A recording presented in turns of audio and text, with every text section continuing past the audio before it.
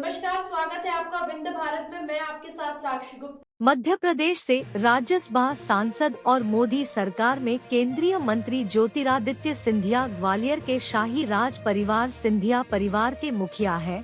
बीते रविवार को सिंधिया दिल्ली से ग्वालियर पहुंचे और सीधे अपने कुलगुरु बाबा मंसूर शाह के दर पर माथा टेका।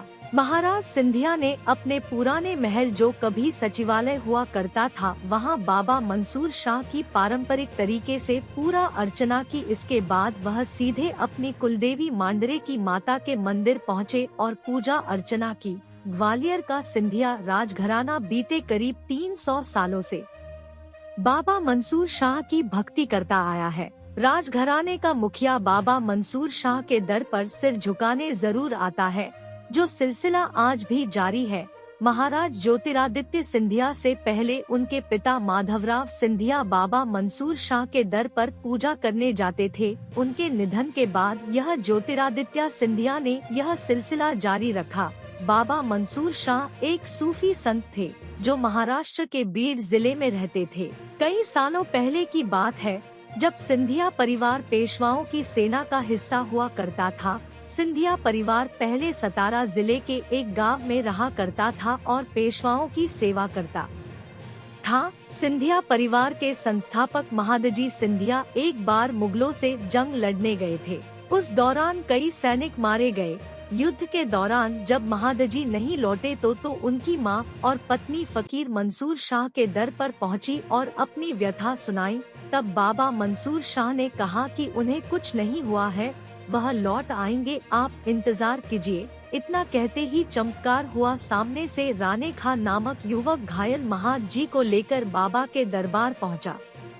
बताया जाता है कि जब महादजी लौटकर आए तब बाबा मंसूर शाह ने उन्हें अपनी आधी रोटी तोड़कर दी थी और कहा था कि राजा बनोगे, तुम्हारी 5 पीढ़ियां राज करेंगी। इसके बाद महादजी सिंधिया ने आधी रोटी अपने पूजा घर में रख दी और उसकी पूजा करने लगा। इसके बाद कालांतर में महादजी सिंधिया ने सिंधिया डायनेस्टी की स्थापना की। सबसे पहले उन्होंने उज्जैन को पहली राजधानी बनाई। इसके बाद ग्वालियर में आकर रहने लगे। इस दौरान वह बाबा मंसूर शाह की निशानी स्वरूप आधी रोटी भी ग्वालियर ले आए और देवघर बनाकर उसकी पूजा करने लगे। सिंधिया परिवार ने ग्वालियर में गोरखी महल का निर्माण कराया और बाबा मंसूर शाह की स्मृति की स्थापना की, जहां आज भी बाबा मंसूर शाह की दी हुई आधी रोटी की पूजा की जाती है। देवघर में बाबा मंसूर शाह का एक अंगवस्त्र भी स्थापित है। कहा जाता है कि बाबा मंसूर शाह के आशीर्वाद से ही सिंधिया राज परिवार स्थापित हुआ है।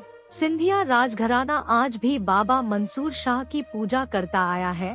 बताया जाता है कि पूजा के दौरान जब तक उससे फूल नीचे नहीं गिर जाते तब तक उसके ऊपर चंवर डुलाते रहते हैं। फूल नीचे गिरने के बाद उन फूलों को महल में ले जाकर पूजा घर में रख दिया